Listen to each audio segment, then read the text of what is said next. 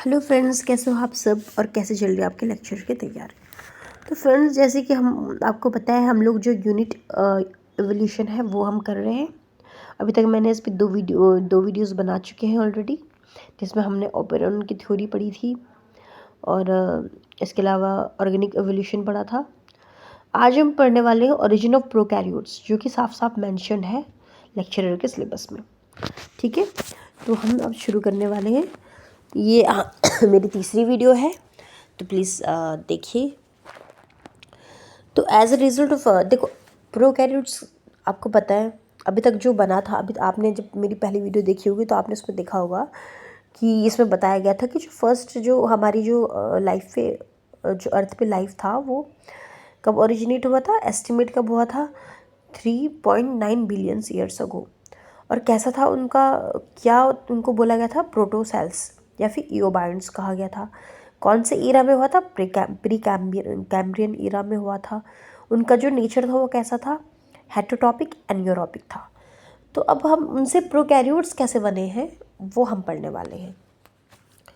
तो as a result of mutation the proto cells, जो कि फर्स्ट जो सेल्स बनी थी लिविंग, बिकेम मोर कॉम्प्लेक्स, वो और कॉम्प्लेक्स बन गई, and efficient to use the materials available in the surrounding medium. और इसके आसपास जो भी मीडियम था, सराउंडिंग मीडियम में जो भी मटेरियल अवेलेबल था उससे वो कॉम्प्लेक्स बन गई। और जिसकी वजह से क्या हुआ, उनको हमने कंसिडर क्या कर दिया, प्रोकैरियोटिक सेल्स कंसिडर कर दिया। Thus the first living being was were prokaryotic like bacteria. तो हमारी जो फर्स्ट लिविंग बींग्स था वो क्या था, प्रोकैरियोटिक जो थे, जैसे कि बैक्टीरिया थे जो कि सिंगल सेल थे, और जिसमें कि जो डीएनए था वो नेकेड था, नेकेड डीएनए। ठीक है, nutritionally they were chemo heterotrophs. Respiration was anaerobic, respiration तो एनियोरोबिक ही था, लेकिन जो उनका न्यूट्रिशनल कैसे लेते थे वो कीमो हेटरोट्रॉपिक था उनका न्यूट्रिशन। अब ये तो प्रोकैरियोटिक हो गया। अब जो ऑटोट्रॉपिज्म था वो कैसे ओरिजिन हुए हैं वो हम पढ़ेंगे। It includes the chemosynthesis and photosynthesis. तो ऑटोट्रॉपिज्म में हम क्या पढ़ने वाले हैं, कीमोसिंथेसिस, केमिकल्स से खाना बनाने की प्रोसेस। फोटोसिंथेसिस, प्लांट्स में सन की प्रेजेंस में खाना बनाने की प्रोसेस। तो ये इनका कैसे ओरिजिन हुआ वो हम पढ़ने वाले हैं। तो सबसे पहले हम पढ़ेंगे origin of chemosynthesis. Due to continue withdrawal of organic molecules by chemo heterotrophic organic material decrease in the ocean. अब क्या हुआ, अब जो कीमो हेटरोट्रॉप्स थे उन वो बार बार क्या कर रहे थे, यूज़ कर रहे थे ना अपने आसपास के जितना भी ओशन में जितना भी वो था ऑर्गेनिक मॉलिक्यूल, तो उसको यूज़ कर लेते, जिसकी वजह से क्या हुआ, इसका जो अमाउंट है वो ओशन में डिक्रीज़ हो गया, कम हो गया। Because the organic material disappeared in the sea. अब जो समुद्र था उसमें सारा ऑर्गेनिक मटेरियल ख़त्म होने लग गया, तो new mode of nutrition develop, और new mode of nutrition develop हो गया, और जिसमें कि क्या था, जिसमें है कीमोसिंथेसिस। अब कीमोसिंथेसिस में क्या है देखो, the organism which perform chemosynthesis are called chemo autotrophs. They are anaerobic and synthesize organic molecule from inorganic materials. अब जो भी इनऑर्गेनिक मटेरियल से ऑर्गेनिक मॉलिक्यूल को सिंथेसाइज कर रहे हैं, एनियोरोबिक है, तो इनको कीमो ऑटोट्रॉप्स बोला गया। The energy was obtained by oxidizing inorganic material present in the sea. इन्होंने क्या, ये एनर्जी कहाँ से मिली उनको, उनको जितना भी इनऑर्गेनिक मटेरियल था सी में उसको ऑक्सीडाइज करने के बाद जितना भी एनर्जी उनको मिली वो ही उनको कीमोसिंथेसिस में कहा गया। Such mode of nutrition is found in bacteria. तो इस टाइप का जो न्यूट्रिशन है वो कीमोसिंथेसिस जो न्यूट्रिशन है वो किस में पाया जाता है, बैक्टीरिया में पाया जाता है, जैसे कि sulphur bacteria, iron bacteria, nitrifying bacteria. तो ये सारे किस में आ गए, ओरिजिन ऑफ कीमोसिंथेसिस। अब ओरिजिन ऑफ फोटोसिंथेसिस कैसे हुआ था, फोटोसिंथेसिस कैसे हुआ वो हम पढ़ेंगे। After some time the bacteriochlorophyll developed in some autotrophic bacteria like organism. अब बैक्टीरिया तो आ ही गए थे ओशन में, लेकिन उसके बाद क्या हो गया कि बैक्टीरियोक्लोरोफिल जो डेवलप हो गया, ठीक है। ऑटोट्रॉपिक बैक्टीरिया में कुछ बैक्टीरिया थे जिनमें बैक्टीरियोक्लोरोफिल डेवलप हो गया। They could absorb solar energy, उन्होंने सोलर एनर्जी को एब्जॉर्ब किया और उसको केमिकल एनर्जी में कन्वर्ट कर दिया। इसी को ही फोटोऑटोट्रॉप्स कहते हैं। They utilize solar energy for synthesizing organic compound. Organic compound वो कैसे सिंथेसाइज कर रहे थे? सोलर एनर्जी की वजह से। और इस प्रोसेस को क्या कहते हैं? फोटोसिंथेसिस कहते हैं। दे वर ऑल्सो एनियोरोबिक, वो एनियोरोबिक थे। Utilise hydrogen from sources other than water like H2S। तो वो हाइड्रोजन को यूटिलाइज कर रहे थे। कहाँ से? H2S, जो हमारा प्रिमिटिव जो इन्वायरमेंट बना था उसमें H2S भी था, तो H2S से ही भी वो हाइड्रोजन को यूटिलाइज कर रहे थे। No oxygen was involve in the atmosphere remain reducing. अभी यहाँ पे ऑक्सीजन नहीं आई है, ठीक है। अभी तक यहाँ पे रिड्यूसिंग जो इन्वायरमेंट था हमारा अर्थ का वो रिड्यूसिंग है, अभी ऑक्सीडाइजिंग। आपको मैंने पहले बताया था कि जो इन्वायरमेंट था पहले रिड्यूसिंग था, बाद में ऑक्सीडाइजिंग बना, लेकिन अभी यहाँ पे ऑक्सीजन इन्वॉल्व नहीं हुई है, तो यहाँ पे अभी जो एटमोसफियर था वो रिड्यूसिंग ही था। तो this stage of photosynthetic autotrophism is represented by planktonic sulphur bacteria. तो इस तरह के जो फोटोसिंथेटिक ऑटोट्रॉपिज्म है, अभी भी जो कुछ सल्फर बैक्टीरिया उनकी वजह से वो ये परफॉर्म करते हैं, ठीक है।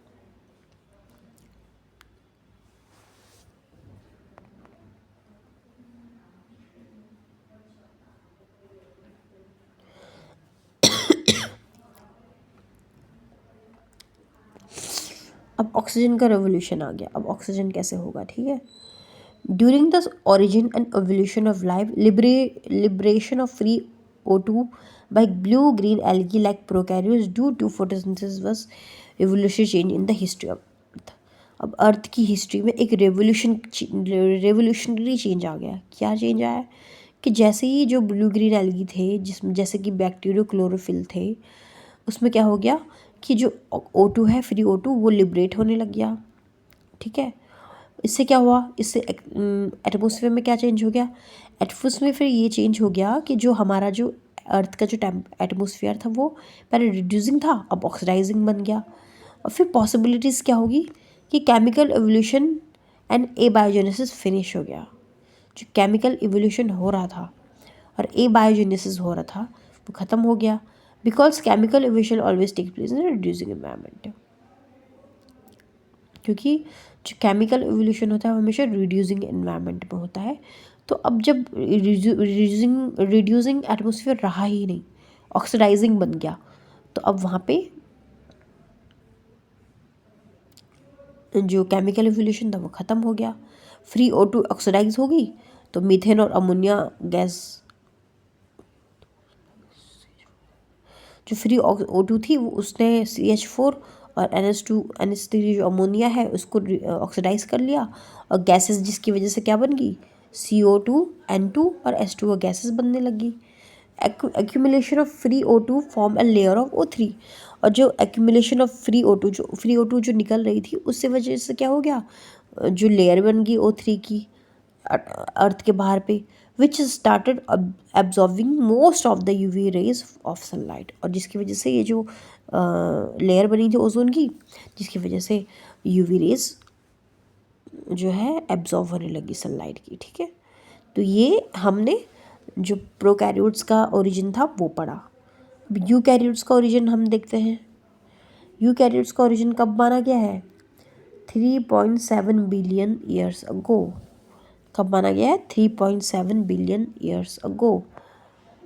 और condition became suitable for aerobic respiration. अब पहले जो था एनियरोबिक रेस्पिरेशन हो रहा था, लेकिन अब O2 आ गई तो एयरोबिक रेस्पिरेशन होने लग गया और फ्री O2 बनने लग गई। Free aerobic respiration yields about 20 times more energy than anaerobic respiration. अब देखो पहले एयरोबिक था, अब एयरोबिक रेस्पिरेशन होने लग गया, और जिसकी वजह से 20 टाइम्स 20 गुना एनर्जी बनने लगी, ठीक है। Hence the prokaryotes adapted themselves for aerobic mode of respiration, और जिसकी वजह से जो प्रोकैरियोट्स जो बने थे उन्होंने अपने आप को अडॉप्ट कर लिया, किसके लिए, एरोबिक रेस्पिरेशन के मोड को उन्होंने अडेप्ट कर लिया। Nucleus, mitochondria and other cell organelles developed in the cell, और जो सेल है उसमें क्या हो गया, जो न्यूक्लियस है, माइटोकॉन्ड्रिया है, वो भी बनने लग गए। Free living eukaryote cell like organism originate about 1.5 billion years ago. जो फ्री लिविंग यूकैरियोटिक सेल था वो कब ओरिजिनेट हुआ था, 1.5 बिलियन ईयर्स अगो, ठीक है। ये आपने पढ़ लिया है।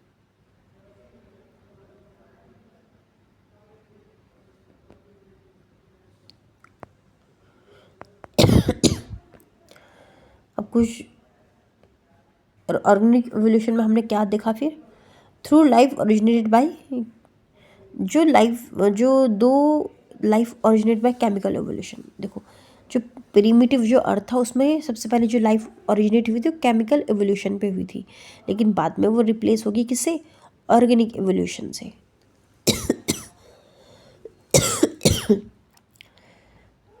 तो organic evolution states descent with modification, उसमें मॉडिफिकेशन हो गया।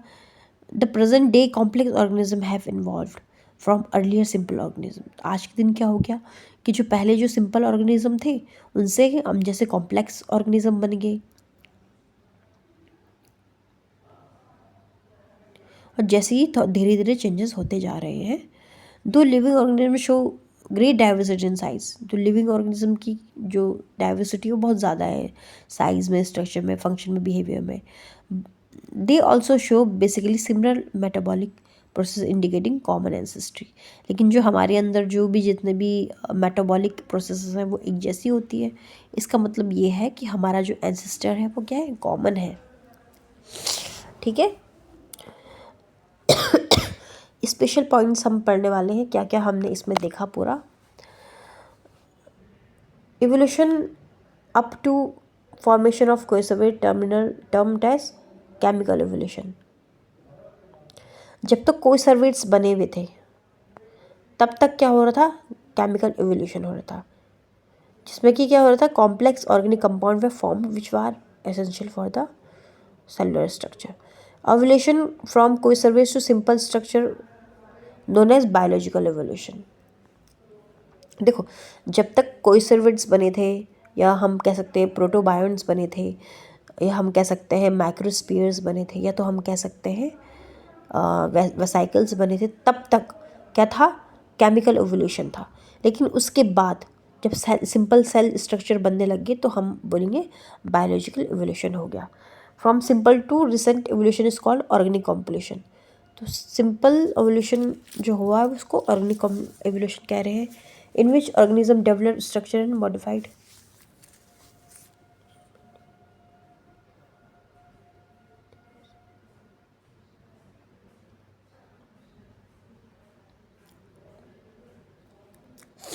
अभी क्या कह रहा है कि जो पहले जो प्रोटीन बने हुए थे जो ओशन में, प्रिमिटिव ओशन में, उसमें वो स्ट्रक्चरल नहीं थे, ठीक है। जो फर्स्ट न्यूक्लिक एसिड बने थे न्यूक्लियोटाइड्स के कॉम्बिनेशन से बने के, जिनमें कि पावर ऑफ रेप्लिकेशन नहीं थी। तो पावर ऑफ रेप्लिकेशन किससे बन आई, म्यूटेशन से आई, ठीक है। Evolution term introduce by Herbert Spencer, बहुत इंपॉर्टेंट। जो एवोल्यूशन जो टर्म था वो किसने इंट्रोड्यूस किया था, तो वो किया था हर्बर्ट स्पेंसर ने। तो अभी तक आपको समझ आ गया होगा कि क्या है एवोल्यूशन।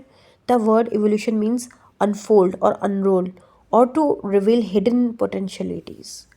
एवोल्यूशन सिंपली मीन्स और orderly change from one condition to another, ठीक है।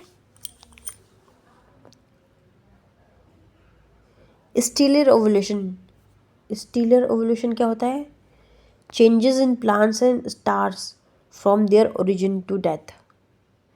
Sorry, stellar. तो प्लैनेट्स और स्टार्स का जो चेंजेस होते हैं डेथ तक उसको स्टीलर एवोल्यूशन कहते हैं। इनऑर्गेनिक एवोल्यूशन एलिमेंट्स मैटर का चेंजेस को कहते हैं।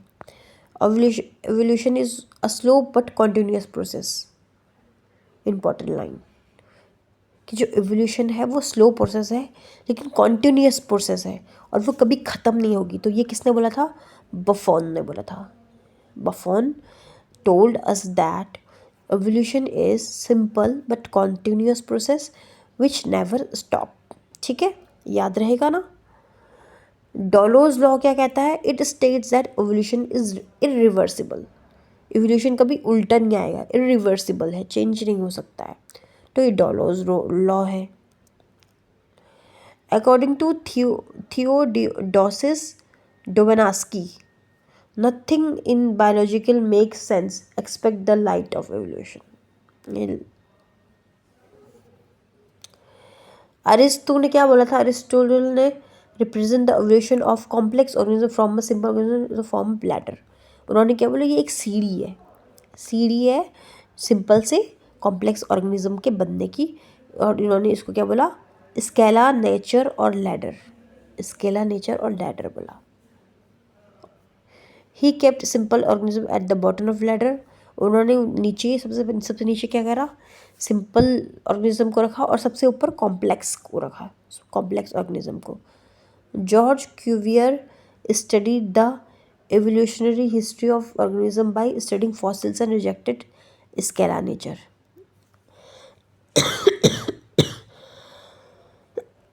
जो जॉर्ज क्यूवियर था उन्होंने क्या किया? हिस्ट्री, उन्होंने एवोल्यूशनरी हिस्ट्री को स्टडी किया। किससे? फॉसिल से। और उन्होंने रिजेक्ट कर दिया जो अरिस्टो का स्केला नेचर जो था, जो उन्होंने हाइपोथेसिस दी थी, उसको रिजेक्ट कर दिया। The history of law actually comprises two events. तो हिस्ट्री क्या बताता है हमको? ओरिजिन ऑफ लाइफ बताता है और इवोल्यूशन ऑफ लाइफ बताता है कि ओरिजिन कैसे हुआ था और कैसे कैसे इवोल्यूशन हुआ है इसमें। ठीक है।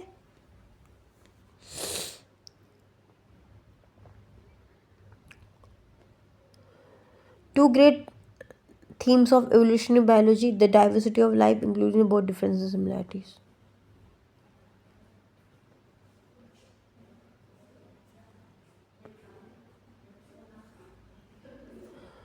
Cosmology किसे कहते हैं? Study of universe. Biological evolution is also known as biogeny. Unit of evolution is population. बहुत important, बहुत बच्चे कंफ्यूज कर लेते हैं। यूनिट ऑफ इवोल्यूशन क्या है? पॉपुलेशन है। ठीक है। Oparin's theory is also known as primary abiogenesis theory. जो ऑपरेन की थ्योरी है उसको प्राइमरी एबायोजेनेसिस थ्योरी भी कहा जाता है। Evolutionary biology, study of history of life forms on earth. Evolutionary biology में क्या आएगा कि जो हिस्ट्री है अर्थ की उसके बारे में पढ़ना। अब ये कुछ थ्योरीज हैं, ये हम पढ़ेंगे। Theory of origin of life. सबसे पहले थ्योरी ऑफ स्पेशल क्रिएशन किसने दिया था? फादर सुएरेज ने। थ्योरी ऑफ स्पॉन्टेनियस जनरेशन किसने दिया था? थेल्स, एनेक्सिमेंडर, जिनोफेंस और प्लेटो ने। कॉस्मोजोइक थ्योरी किसने दिया? रीटर ने। कॉस्मोइक पैंसमरिया थ्योरी किसने दिया? आर्हेनियस ने। Theory of eternity of life Helmholtz ने। Theory of biogenesis Harvey and Huxley ने। तीन कौन से वो साइंटिस्ट हैं जिन्होंने ए बायोजेनेसिस को डिसअप्रूव कर लिया था? वो है Francisco Redi, Lazzaro Spallanzani, Louis Pasteur ने। ठीक है। मॉडर्न थ्योरी किसने दी है? ऑपरेन एंड हाल्डेन ने। तो ये थोड़ा ब्रीफ हमको एक टेबल मिल गया है कि कैसे बने था लाइफ, कैसे ओरिजिन। सबसे पहले तो प्रीमिटिव में क्या था? कार्बन था, हाइड्रोजन था, ऑक्सीजन था और नाइट्रोजन था। उसके बाद ये बने, अमोनिया बना, वाटर बना, CO2 बना, CO बना, N2 H2 बना। फिर मिथेनोसाइनिड्स बने, फिर सिंपल जो अमीनो एसिड्स हैं वो बने, कार्बोहाइड्रेट्स बने, फिर कोसर्वेट्स बने, प्रोटोसेल्स बने, फिर प्रोकैरियोटिक सेल, फिर यूकैरियोटिक सेल्स। तो ये इस तरीके से ये हमारा ख़त्म हो गया है। अब नेक्स्ट वीडियो में हम कुछ क्वेश्चंस हैं वो हम करेंगे सॉल्व, और होप आपको ये थोड़ा बहुत हेल्पफुल लगा होगा। तो मेरी वीडियो को प्लीज़ लाइक करें, और आपको ऐसे ही आगे भी कंटेंट मिलता रहेगा, तो इसलिए मेरे चैनल को सब्सक्राइब करें। Thank you.